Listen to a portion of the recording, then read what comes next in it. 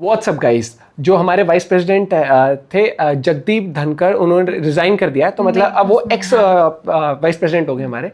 तो अब देखते हैं नया फेस कौन आता है। तो उसके ऊपर एक एनालिसिस की वीडियो है और क्या रीजन रहे होंगे। तो देखते हैं। रिजवान अहमद सर की वीडियो है 1 2 3 गो। पहला, जो विपक्ष ने इनके साथ किया और करती आ रही है, ये ही यूपीए वाले वो ही हैं जो आज इनके लिए परेशान हो रहे हैं। तो वहां पर वीडियो बनाकर मुस्की मार रहे थे, जैसे आज की तारीख में हम लोग किसी पर लानत भेजते हैं कि एक घटना हो रही थी और तुम उसको इंटरवीन नहीं कर रहे थे, वो चीज को रोक नहीं रहे थे और तुम वीडियो बना रहे थे। उसके बाद इनके पिताजी ने जैल सिंह का क्या हाल किया था। ठीक, अब आज ये वाइस प्रेसिडेंट के लिए इतनी चिंता कर रहा है। Opposition, it works.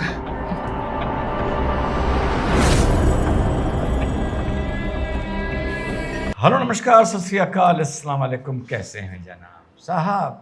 क्या प्रेम देखने को मिल रहा है जगदीप धनखड़ साहब के साथ विपक्ष का। वाह वाह वाह वाह। ये राजनीति और ये ओछे लोग क्या क्या देखने को हम लोगों को देते हैं। बिन पैंदे के लोटे नहीं कर सकते इनको। बुजुर्ग कह गए ना, डूबते को तिनके का सहारा। कभी तिनके का सहारा कितने गिरे कितने गिरे कितने गिरे। कभी तिनके का सहारा पहलगांव में आतंकी कैसे आए कैसे आए कैसे आए।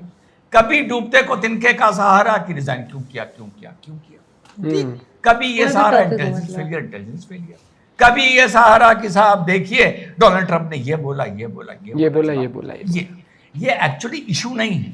ये राजनीति में बने रहने के लिए लोगों के पास जो बिल्कुल हाशिए पर पहुंच गए होते हैं, ये डूबते को तिनके का सहारा होते हैं कि चलो भैया काम मिल गया।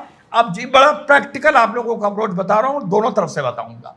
तो साहब चलो इसी पे चर्चा करो थोड़ी देर, इसमें आपके ट्वीट थोड़े से वायरल हो जाएंगे, आपके लिए बयान थोड़े से वायरल हो जाएंगे। थोड़ा सा आपको लगता है कि आप नरेंद्र मोदी जी को अनकंफर्टेबल कर देंगे, इसी बात पर आप उनको तानाशाह बोल देंगे। तानाशाही देखनी है जो राष्ट्रपति उपराष्ट्रपति, तो यार मैं बताऊं नए युवाओं को, कांग्रेस के पीरियड में कुछ होता ही नहीं था। एक जोक था, पता नहीं किसने, वो सुधीर धर साहब ने या मेरे पापा ने इन्होंने बोला था कि साहब भारत के उपराष्ट्रपति को तो अपनी टिकट बुक कराने के लिए भी किसी से बोलना पड़ता है। बहुत पहले की बात बता रहा हूं आप लोगों को। तो कांग्रेस तो राष्ट्रपति को उड़ा देती थी। कांग्रेस ने तो साहब राजेंद्र प्रसाद के विरोध के बाद हिंदू कोड के लिए नेहरू जी ने कह दिया था ना, तुम्हें पास करना पड़ेगा या तुम्हें जाना पड़ेगा, साइन करना पड़ेगा। इंदिरा जी ने राष्ट्रपति का क्या हाल किया था, कहा था साइन कर, इस पे इमरजेंसी लगे। और अमेंडमेंट लेके आई थी इंदिरा जी कि राष्ट्रपति को पहले तो थोड़ा पावर भी था, एक एग्जीक्यूटिव ऑर्डर पास होने के बाद, उसके बाद तो वो पावर भी ले लिया था। आई थिंक 74th अमेंडमेंट था ऑफ 42nd अमेंडमेंट जो हुआ था, उसका क्लॉज 74 या समथिंग मैं भूल रहा हूँ, बहुत पहले मैंने पढ़ा था। उसके बाद इनके पिताजी ने जैल सिंह का क्या हाल किया था। ठीक, अब आज ये वाइस प्रेसिडेंट के लिए इतनी चिंता कर रहे हैं।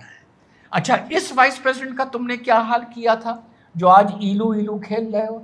अरे यार, लोकसभा के पटल पर, उस प्रांगण को मैं पटल ही मानता हूँ, हैं वेल, अगर आप छोड़ दें, लोकसभा की सीढ़ियों पे खड़े होकर इस धनखड़ की लोग मिमिक्री कर रहे थे और तुम 2 कौड़ी के आदमी, तुम उसका वीडियो बनाकर मुस्की मार रहे थे।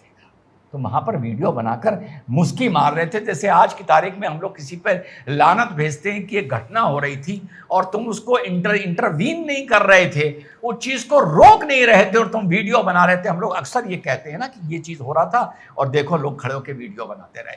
ये इंसान जो इनकी पार्टी आज इनके लिए परेशान हो रही है, ये यार खड़े होकर वीडियो बना, ये यार कुछ दिन पहले मौका चाहिए होता है ना, तो कि बस मौका मिल जाए कुछ हम अपने लिए नो कॉन्फिडेंस मोशन लेके आए थे।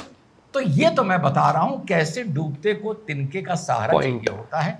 ये सब तिनके हैं और इनको ये नहीं पता कि डूबते को तिनके का सहारा बोला तो किया है, लेकिन इसके पीछे आप राज जानते हो क्या है। इसके पीछे इस मुहावरे की जो गहराई है वो ये है कि डूबता तिनके से बचता नहीं है, ये है इसकी गहराई, लेकिन तिनके पे हाथ जरूर मारता है। तो यहाँ तो मैंने आपको इनका पार्ट बता दिया क्या है। अब जितना भी मैंने देखा समझा, कौन बनेगा, शशि थरूर बनेंगे, वो बनेगा वो बनेगा, वो सब अभी मैं उस पर कोई कमेंट नहीं कर रहा हूँ। Let the news come out more for analyse के लिए हमारे पास कुछ होना चाहिए। 3-4 रीजन है जो मुझे लग रहा है जो धनखड़ साहब गए हैं। पहला, जो विपक्ष ने इनके साथ किया और करती आ रही है, ये ही यूपीए वाले वो ही हैं जो आज इनके लिए परेशान हो रहे हैं। जब बंगाल में इनके साथ एक आम कार्यकर्ता भी टीएमसी का बदतमीजी करता था और इनके खिलाफ बयान देता था तो चुप रहते थे। ये उस मानसिकता के लोग हैं ये। तब इनको धनखड़ साहब का सम्मान और हमें उनकी हेल्थ की फिक्र है, जो जयराम ने भी ट्वीट किया है। और बड़े महान नेता थे, बड़े महान सभापति थे, दोनों को साथ लेके चलते थे वगैरह वगैरह, दोनों को साथ लेके चलते थे। और 4 महीना पहले तुम इनके खिलाफ नो कॉन्फिडेंस मोशन ला रहे थे, ठीक, जिसको रिजेक्ट कर दिया गया था। तो इनका जो फाइनल मुझे लग रहा है छोटे से वीडियो में जाने का कारण बड़ी आसान भाषा में बताऊं। पहला, लगातार ऑपोजिशन के अटैक, ठीक, उस अटैक के माहौल में थोड़ा सा इनको डिसअपॉइंटमेंट हुआ कुछ रूलिंग पार्टी की बातों से। जो बातें सामने आ रही हैं, वो मीटिंग अटेंड करने नहीं गए नड्डा साहब और रिजिजू साहब। उसके बाद ये भी आ रहा है कि पहले इन्होंने मोशन उनका एक्सेप्ट कर लिया राज्यसभा में। इस बात से आ रहा है कि रूलिंग पार्टी को थोड़ा सा अच्छा नहीं लगा, वो चाह रहे थे लोकसभा में पहले रूलिंग पार्टी लेकर जस्टिस वर्मा के खिलाफ ये मोशन लेके आए।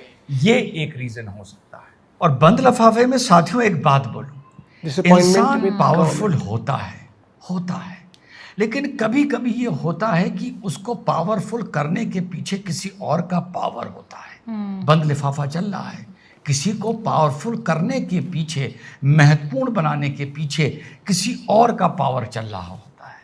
और कभी कभी जो आगे वाला उस पावर के चलते पावरफुल हो रहा होता है, तो कभी कभी ये पावर जाकर उसी पावर से भिड़ जाता है या शॉर्ट सर्किट हो जाता है जो पावर आपको पावरफुल कर रहा था।